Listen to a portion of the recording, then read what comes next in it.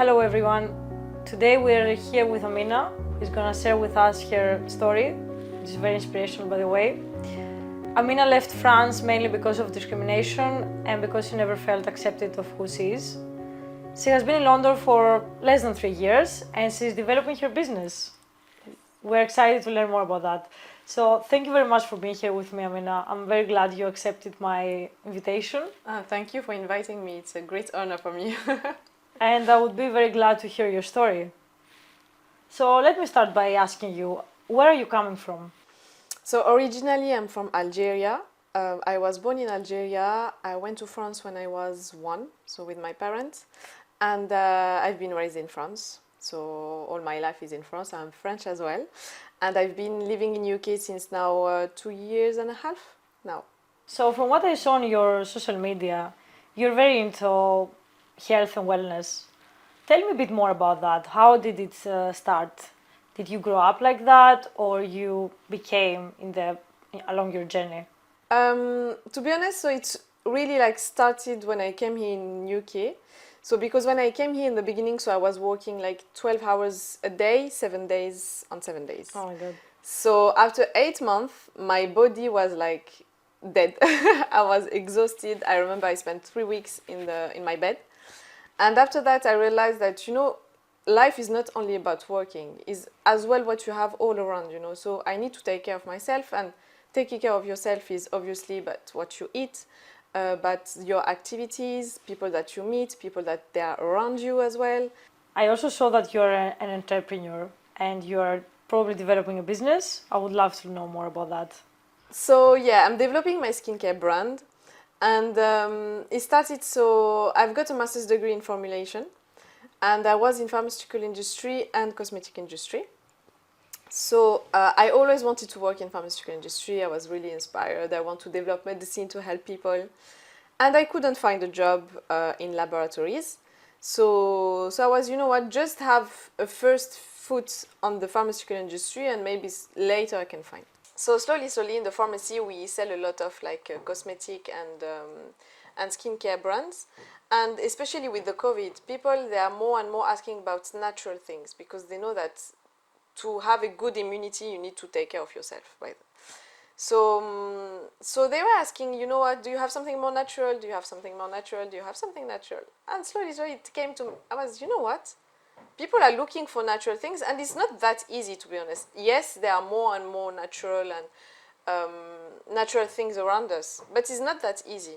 And I decided to develop this skincare brand because it really aligned with my lifestyle. So I always say taking care of your skin is as well taking care of yourself inside. So you're a strong, independent woman who left France to move to London all by yourself, and that's very exciting actually. What kind of obstacles or biases have you experienced along your journey, and especially as a woman from the Islamic community? I'm Muslim, I wear the hijab, and I decided to wear the hijab when I was 16. And so in school it was very hard in the beginning because many times I've been asked to remove my hijab.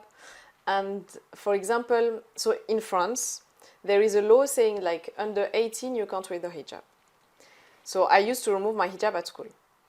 And after 18, when you go to uni, normally you are allowed to wear the hijab because they consider that after 18, you are an adult, so you can make your own choice. So I was very happy to go to uni finally. And so my first day, I tried to talk to people, to teachers around me, and nobody was talking to me. I was, okay, that's weird. But when you are like a hijabi girl, you don't want to put every problem on your hijab. It's like maybe it's me, maybe it's people, maybe it's this. You try to find excuses. Mm-hmm. And the second day, so I was going to the first class, and one of the teachers called me, and he was like, oh, Amina, I need to talk to you. And that teacher, I didn't see him the day before. So I was, okay, how come he knows my name, So we went to his office, and he was, I think you already know why I'm here, so we are here to talk about your hijab. And so yesterday, at the end of the day, all the teachers, they weren't happy. I was the only one wearing the hijab. They weren't happy with your hijab, and they were like, oh, we need to find a solution with Amina. I was, why a solution? It's just a hijab, it's nothing. And they were like, no, he was like, no, they are not happy with that. So my advice is, if you really want to get your diploma in 2 years, you need to remove it. If you want to keep it, I can assure you that you're not going to have your diploma.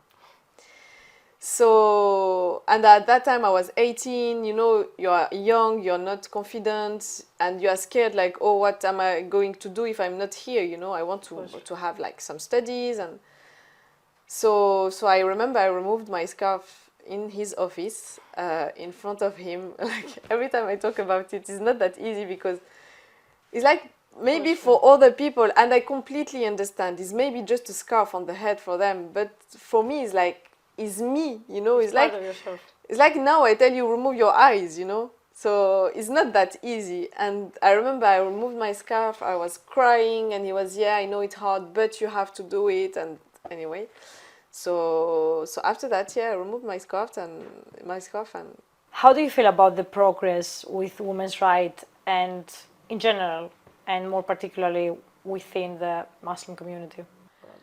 I'm happy because we are more and more aware, but I'm still like a bit, how come we need to talk about it?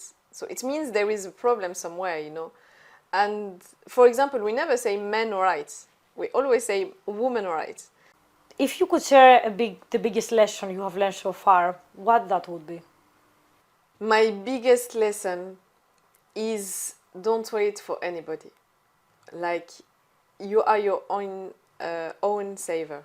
It's like, because especially as women, you know, you have all these Disney stories around us. Like, one day you wake up and the prince will come and save you, and it's sad to say, but when you're a little girl, they really put that in your mind. So you grow up and you think, oh, one day someone will come and save me, and my life will be better. And slowly, it's like, no, nobody will come to save me. Because we talk about women, but men as well are struggling. Men as well are not confident. Men as well have their own struggles.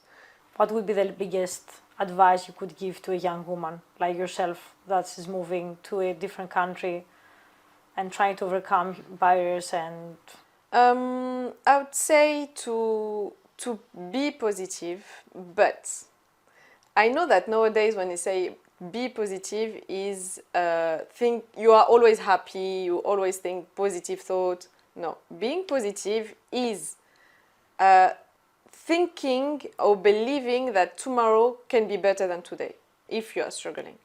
Tell me a bit more about your business. What's special about your product? Is it like a secret recipe, or is a traditional remedy that is coming from somewhere? It's gonna be like specific to each one. So how the idea came is, most of people have a combination skin. So combination skin, it means oily skin on the T-zone and dry skin here. On my product, it will be 3 products. So 1 product for dry skin, 1 product for oily skin, and 1 product for anti-aging, refreshing skin. So I give you the product. You can use it separately, or you can make your own mix according to what you need.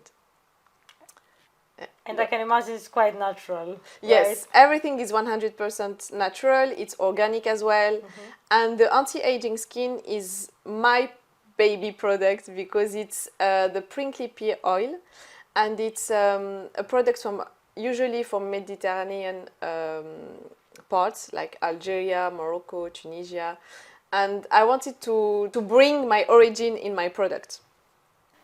Your story has inspired me a lot because it aligns with my story, and it reminds me why I chose to empower women to believe in themselves and their origins. Being proud of your roots and your ethnicity is not only important for your development as a human, it's also important for your well-being, I believe. I know that you're very proud of who you are. You chose to wear your hijab deliberately because it's not only part of who you are, it's also part of your identity. I would love to know, why you think someone should be proud of their ethnicity? Because as simple as it is, it makes you who you are at the end. I am Amina because I am Algerian, I am French, now I live in UK, I have all my family behind me. And you are Maria with all your background as well. So now I would like to ask you something different. Would you like to share with me a memory from the past, from your grandma maybe in Algeria? And how do you feel about it? Is there something that, accompanies you along your journey? Yes, every day. I was very, very close to my grandma, and I remember, so I learned to cook with her. So I was 12, 13. And I remember, so it was proper Algerian dish with proper like Algerian bread as well. And so she was showing me how to do. And I remember I asked her, what's the secret for good food? And she told me to do it with a good heart. So thank you very much for coming here, Amina, and sharing your story with us. I was very excited to listen to it. Thank you. Thank you for inviting me today. And I can't wait to work with you in future projects.